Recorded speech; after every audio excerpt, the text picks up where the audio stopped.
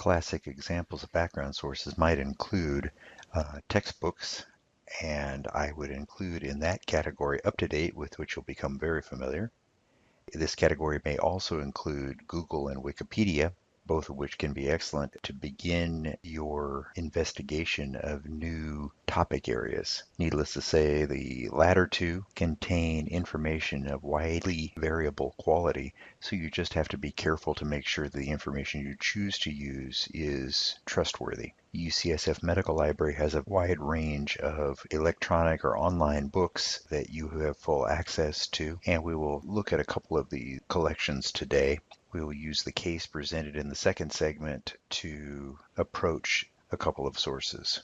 Background sources are useful in giving you the terminology and context that you need to be able to move on to more in-depth, recent, and advanced sources and provide the foundation that you will use to build the information about your topic. I've created this table to highlight some of the most useful features of several background resources. As is probably obvious, I have used green to highlight the things that I think are worth using and red for the things to be cautious about. When you're done with the table, click to move on to the next slide. Background sources are most useful for new learners and anytime you are beginning to investigate a new topic. Starting from the UCSF Library homepage, you'll notice up in the upper right there are a number of what are called popular resources. This contains 3 textbook collections that I think will be very useful to you in getting background information for your write-ups. There is Access Medicine, MD Consult, and StatRef.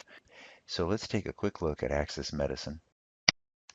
So as you can see, Access Medicine has a number of features. Most access is through the tabs up here at the top. I wanted to point out Quick Medical Diagnosis and Treatment. This is UCSF authored and has great succinct information about medical diagnosis and treatment.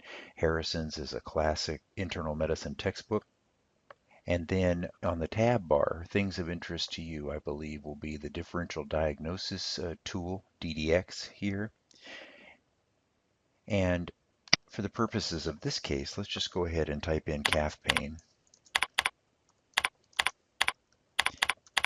And we'll search that. We end up with a number of hits, all from the patient history evidence-based approach. So let's look at the first one, which is labeled calf pain.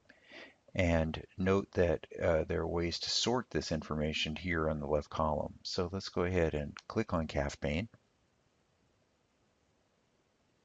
And then if we look at the outline of this chapter 56 about knee and calf pain, down here under calf pain, there is a section about etiology of calf pain. And that's part of what we're trying to figure out is what's going on with her, why she has a sore, swollen calf.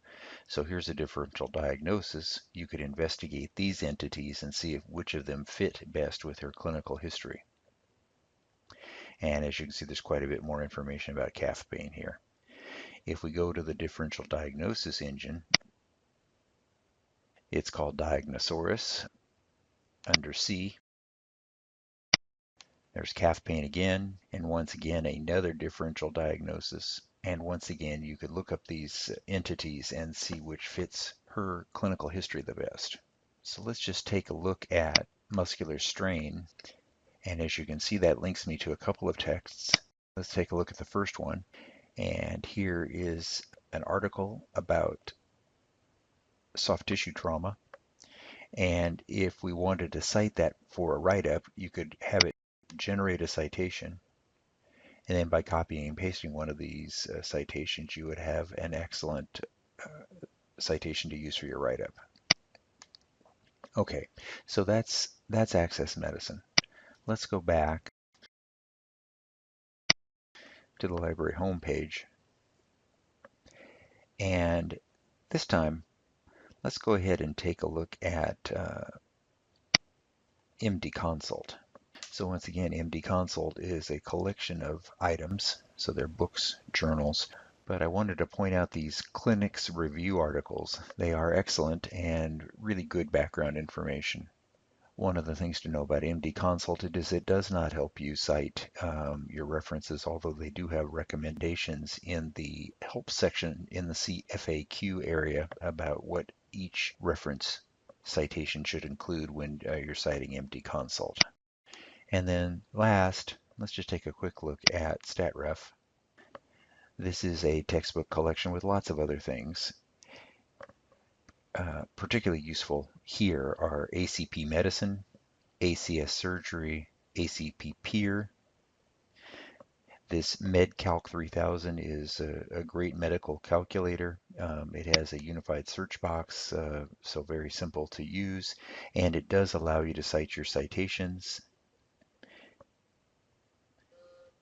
And it also has the Stedman's Medical Dictionary within it. So that's StatRef.